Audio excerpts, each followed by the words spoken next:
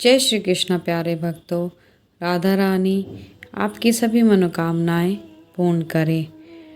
आज आप सुनेंगे कार्तिक मास महत्व के 7वें अध्याय की कथा।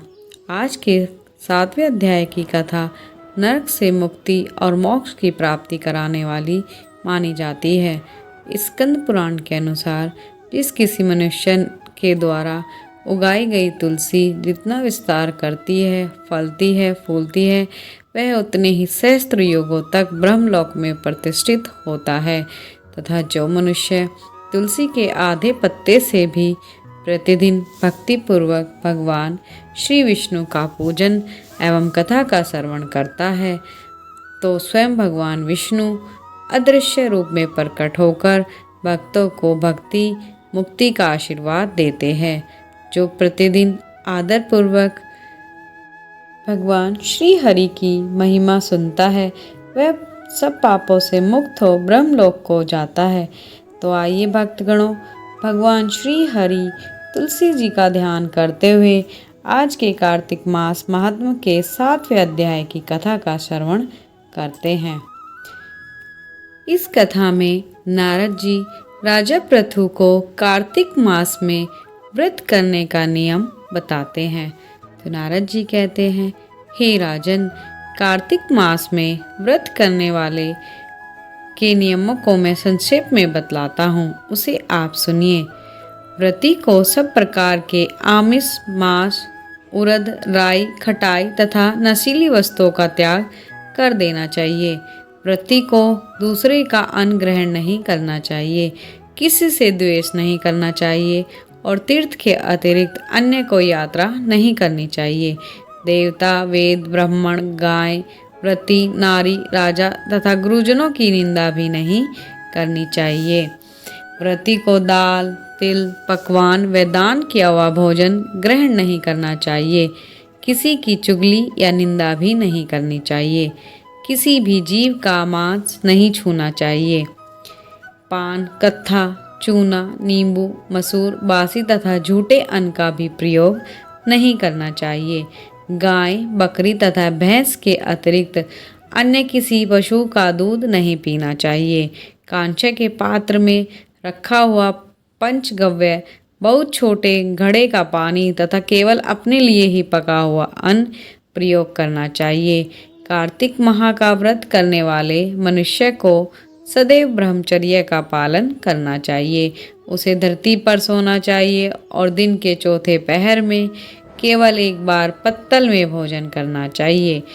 व्रती कार्तिक माह में केवल नरक चतुर्दशी, जिसे छोटी दिवाली भी कहा जाता है, इस दिन ही शरीर में तेल लगा सकता है।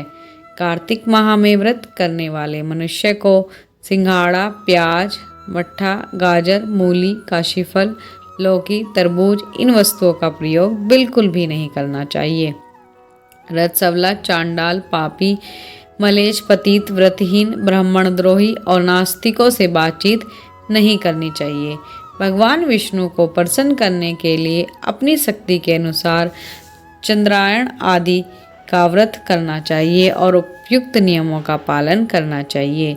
व्रती को प्रतिपदा को कुम्हाड़ा, द्वितीय को कटहल, तृतीय को तरुणी स्त्री, चतुर्थी को मूली, पंचमी को बेल, षष्ठी को तरबूज, सप्तमी को आंवला, अष्टमी को नारियल, नवमी को मूली, दशमी को लौकी, एकादशी को परवल, द्वादशी को बेर, त्रयोदशी को मट्ठा, चतुर्दशी को गाजर तथा पूर्णिमा को शाक का प्रयोग नहीं करना चाहिए। रविवार को आंवला का प्रयोग नहीं करना चाहिए। कार्तिक माह के व्रत करने वाला मनुष्य यदि इन शाकों में से किसी शाक का सेवन करना चाहे तो पहले ब्राह्मण को देखकर ग्रहण करें। यही विधान माघ माह के व्रत के लिए भी है। देव उत्थानी एकादशी से पहले कही गई विधि के अनुसार नृत्य, जागरण, गायन, वादन आदि करना चाहिए।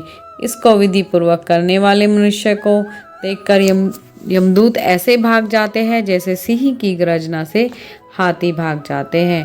कार्तिक माह का व्रत सभी व्रतों में श्रेष्ठ है। इसके अतिरिक्त जितने भी व्रत यज्ञ है वह 1000 की संख्या में किए जाने पर भी इसकी तुलना नहीं कर सकते, क्योंकि यज्ञ करने वाले मनुष्य को सीधा वैकुंठ की प्राप्ति होती है। जिस प्रकार राजा की रक्षा उसके अंगरक्षक करते हैं, उसी प्रकार कार्तिक माह का व्रत करने वाले की रक्षा भगवान विष्णु की आज्ञा से इंद्र आदि देवता करते हैं। व्रती मनुष्य जहाँ भी रहता है वहीं पर उसकी पूजा होती है, उसका यश फैलता है।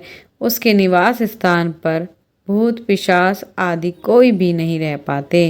विधि पूर्वक कार्तिक माह का व्रत करने वाले मनुष्य के पुण्यों का वर्णन करने में ब्रह्मा जी भी असमर्थ है। यह व्रत सभी पापों को नष्ट करने वाला, पुत्र पौत्र प्रदान करने वाला और धन धान्य की वृद्धि करने वाला है। यहीं पर कार्तिक मास महात्म्य के अध्याय 7 की कथा समाप्त होती है। अब सुनते हैं कार्तिक स्नान की कहानी। बोलिए पावन सुत हनुमान की जय। जय श्री राम, जय श्री राम, जय श्री राम। एक समय की बात है, नैमिषारण्य तीर्थ में 8000 मुनि एकत्रित होकर पुराणों के ज्ञाता सूत जी महाराज से पूछने लगे, हे महामुनि, आपने हमें अनेक पुराणों की कथाएं सुनाई हैं। अब आप कृपा करके हमको ऐसी व्रत और कथा बताएं जिसके करने से संतान की प्राप्ति होती हो और मनुष्य के रोग शोक सभी दुख सभी भय दूर हो जाए, क्योंकि कलयुग के सभी जीवों की आयु बहुत कम है। फिर इस पर उन्हें रोग चिंतक के कष्ट लगे रहते हैं। फिर श्री हरि के चरणों में वे अपना ध्यान कैसे लगा सकेंगे। तब श्री सूत जी महाराज बोले, हे मुनियों, आपने लोक कल्याण के लिए बहुत ही उत्तम बात पूछी है। एक समय युधिष्ठिर ने भगवान कृष्ण से लोक कल्याण के लिए यही प्रश्न किया था। तब भगवान कृष्ण और युधिष्ठिर के बीच जो वार्तालाप हुआ वही मैं तुमसे कहता हूँ, तुम ध्यान पूर्वक सुनो। एक समय पांडवों की सभा में श्री कृष्ण जी बैठे थे। तब युधिष्ठिर महाराज ने भगवान श्री कृष्ण से पूछा, प्रभु, हे नंदनंदन, हे गोविंद, आपने मुझे अनेकों कथाएं सुनाई हैं। आज आप कृपा करके कोई ऐसा व्रत या कथा सुनाइए जिससे मनुष्य के सभी रोग और चिंताएं और भय समाप्त हो जाए और उसे संतान सुख की प्राप्ति हो। हे प्रभु, बिना पुत्र के जीवन व्यर्थ है। पुत्र के बिना मनुष्य नरकगामी होता है। पुत्र के बिना मनुष्य पितृ ऋण से छुटकारा नहीं पा सकता और ना ही उसका नरक से उद्धार हो सकता है। इसलिए हे प्रभु, पुत्रदायक कोई व्रत बताइए। इस पर भगवान श्री कृष्ण ने कहा, हे राजन, मैं तुमसे एक प्राचीन इतिहास सुनाता हूँ, आप ध्यान से सुनो। कुंडलपुर नाम का एक नगर था। उसमें नंदा नाम का एक ब्राह्मण रहता था। भगवान की कृपा से उसके पास सब कुछ था, फिर भी वह बहुत दुखी था और उसका दुख का कारण था कि उसके कोई संतान नहीं थी। उसकी पत्नी सुनंदा बड़ी ही पतिव्रता थी और भक्तिपूर्वक हनुमान जी की आराधना करती थी। मंगलवार का व्रत करती, शुद्ध सात्विक भोजन बनाती और हनुमान जी को भोग लगाती। हनुमान जी को भोग लगाने के बाद ही खुद भोजन करती। एक बार की बात है, मंगलवार का दिन था। उस दिन ब्राह्मणी कुछ कार्य में फंस गई और काम की अधिकता के कारण वह हनुमान जी के लिए भोग भी न बना सकी और उसने हनुमान जी को भोग भी नहीं लगाया। ऐसा सोचकर उसे बहुत दुख हुआ। उस दिन उसने कुछ खाया भी नहीं और अपने मन में प्रण कर लिया कि जब अगला मंगलवार आएगा तब तक वह हनुमान जी को भोग लगाकर ही अन्न जल ग्रहण करेगी। उसने अन्न जल का पूरी तरह से त्याग कर दिया। अब ब्राह्मणी प्रतिदिन भोजन बनाती, श्रद्धा से अपने पति को भोजन कराती, पर खुद भोजन नहीं करती और मन ही मन श्री हनुमान जी की आराधना करती रहती और उनसे क्षमा प्रार्थना करती रहती। इसी तरह करते करते 6 दिन तो बीत गए। ब्राह्मणी सुनंदा अपने निश्चय के अनुसार भूखी प्यासी ही रही। अगला मंगलवार आने पर वह प्रातःकाल ही बेहोश होकर गिर पड़ी। ब्राह्मणी सुनंदा की इस भक्ति के प्रभाव से हनुमान जी बहुत प्रसन्न हुए और वहां पर प्रकट होकर बोले, सुनंदा उठो, मैं तुम्हारी भक्ति से बहुत प्रसन्न हूँ। तुम्हें जो चाहिए वह वरदान मुझसे मांग लो। सुनंदा अपने आराध्य देव हनुमान जी को अपने सामने देखकर आनंद की अधिकता से बहल हो गई और हनुमान जी के चरणों में गिर गई और बोली, हे प्रभु, मेरी कोई संतान नहीं है, कृपा करके मुझे संतान प्राप्ति का आशीर्वाद दे, आपकी बड़ी कृपा होगी। तब हनुमान जी ने कहा, ठीक है, जैसी तुम्हारी इच्छा मैं उसे पूर्ण करूँगा। तुम्हें एक कन्या की प्राप्ति होगी, उसके अष्टांग प्रतिदिन सोना दिया करेंगे। इस तरह से कहकर हनुमान जी तो अंतर्ध्यान हो गए। ब्राह्मणी सुनंदा यह सुनकर बहुत खुश हुई और उसने यह समाचार अपने पति से कहा। ब्राह्मण देव कन्या का वरदान सुनकर कुछ दुखी हुए, क्योंकि उन्हें तो पुत्र की इच्छा थी, पर सोना मिलने वाली बात सुनकर वे प्रसन्न हो गए। उन्होंने सोचा कि ऐसी कन्या के आने से मेरी निर्धनता की भी समाप्ति हो जाएगी। हनुमान जी की कृपा से ब्राह्मणी गर्भवती हुई और उसे एक बहुत सुंदर पुत्री की प्राप्ति हुई। वह बच्ची अपने पिता के घर में उसी तरह से बढ़ने लगी जैसे शुक्ल पक्ष में चंद्रमा बढ़ता है। 10वें दिन ब्राह्मण ने उस बालिका का नामकरण संस्कार किया। कुल पुरोहित ने उसका नाम रत्नावली रखा, क्योंकि वह कन्या सोना प्रदान किया करती थी।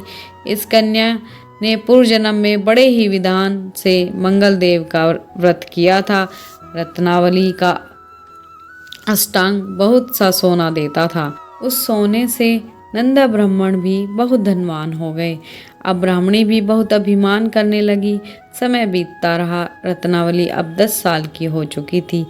एक दिन जब नंदा ब्राह्मण बड़े प्रसन्न मन में थे, तब सुनंदा ने अपने पति से कहा कि हमारी पुत्री रत्नावली अब विवाह के योग्य हो गई है, अतः आप कोई सुंदर और योग्य वर देखकर इसका विवाह कर दे।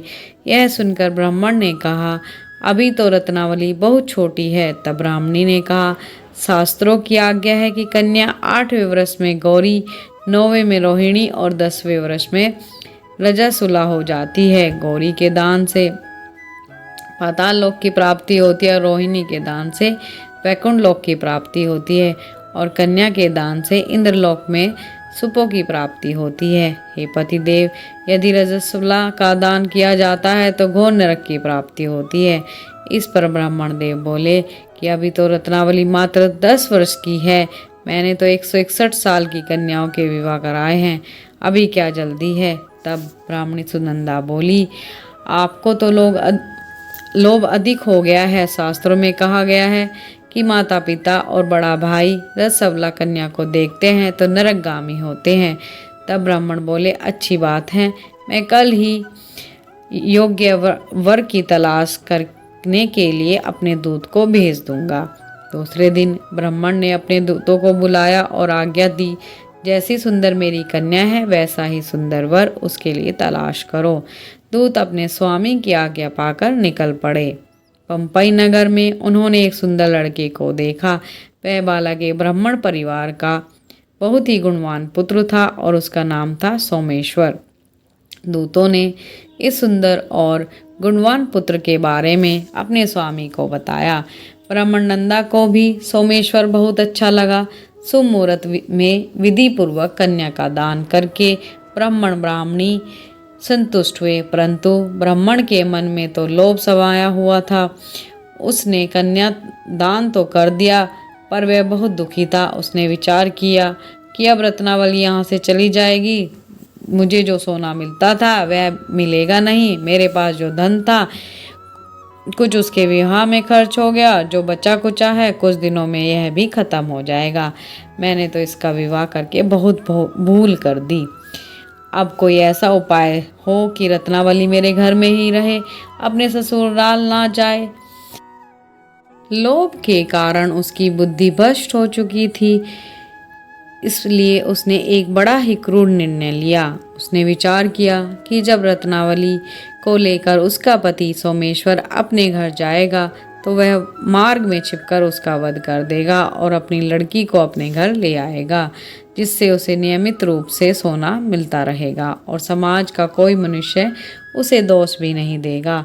प्रातःकाल हुआ तो नंदा और सुनंदा ने अपने जमाई और लड़की को बहुत सारा धन दिया और विदा कर दिया। सोमेश्वर अपनी पत्नी रत्नावली को लेकर अपने घर की तरफ चला। ब्राह्मण नंदा के लोभ के कारण अपनी मति खो चुका था। पाप पुण्य का उसे विचार ना रहा। अपने भयानक और क्रूर निर्णय को कार्य रूप देने के लिए अपने दूत को मार्ग में अपनी जमाई का वध करने के लिए भेजा, ताकि रत्नावली से प्राप्त होने वाला सोना उसे हमेशा मिलता रहे और वह कभी निर्धन ना हो। ब्राह्मण के दूत ने अपने स्वामी की आज्ञा का पालन करते हुए सोमेश्वर का मार्ग में ही वध कर दिया। समाचार पाकर नंदा मार्ग में पहुंचा और रोती हुई अपनी पुत्री रत्नावली से बोला कि हे पुत्री, मार्ग में लुटेरों ने तुम्हारे पति का वध कर दिया है। भगवान की इच्छा के आगे किसी का वश नहीं चलता। अब तू मेरे घर ही चल, वहीं पर रहकर अपना शेष जीवन व्यतीत करना। जो भाग्य में लिखा होगा वही होगा। अपने पति की अकाल मृत्यु से रत्नावली बहुत दुखी हुई। करुण रुंदन करते हुए अपने पिता से बोली, पिताजी, इस संसार में जिस स्त्री का पति नहीं, उसका तो जीना ही बेकार है।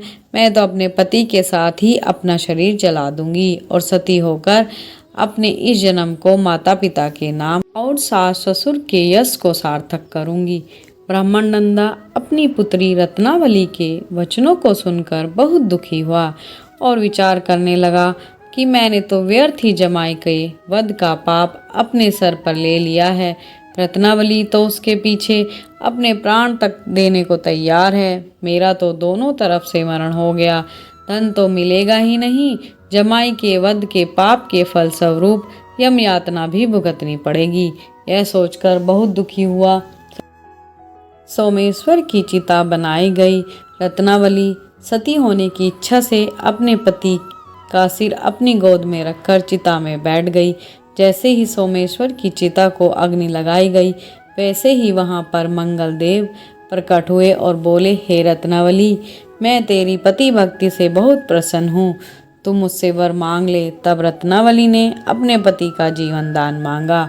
तब मंगल देव बोले, हे रत्नावली, तेरा पति अजर अमर है, यह महान विद्वान होगा और इसके अतिरिक्त तेरी और भी कोई इच्छा हो तो मुझसे मांग ले।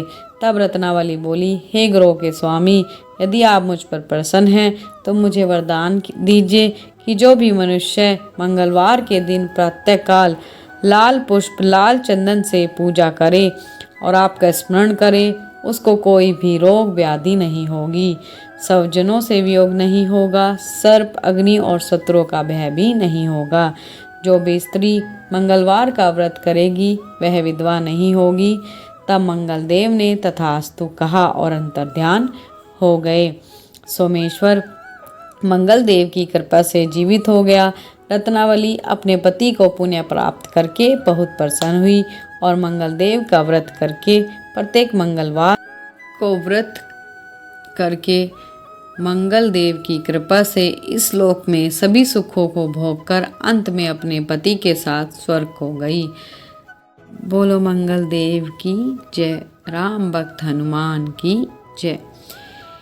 इसी प्रकार की धार्मिक कहानियों को सुनने के लिए हमें सब्सक्राइब करिए। अगर आपको यह कहानी अच्छी लगी हो तो लाइक अवश्य करिएगा। धन्यवाद।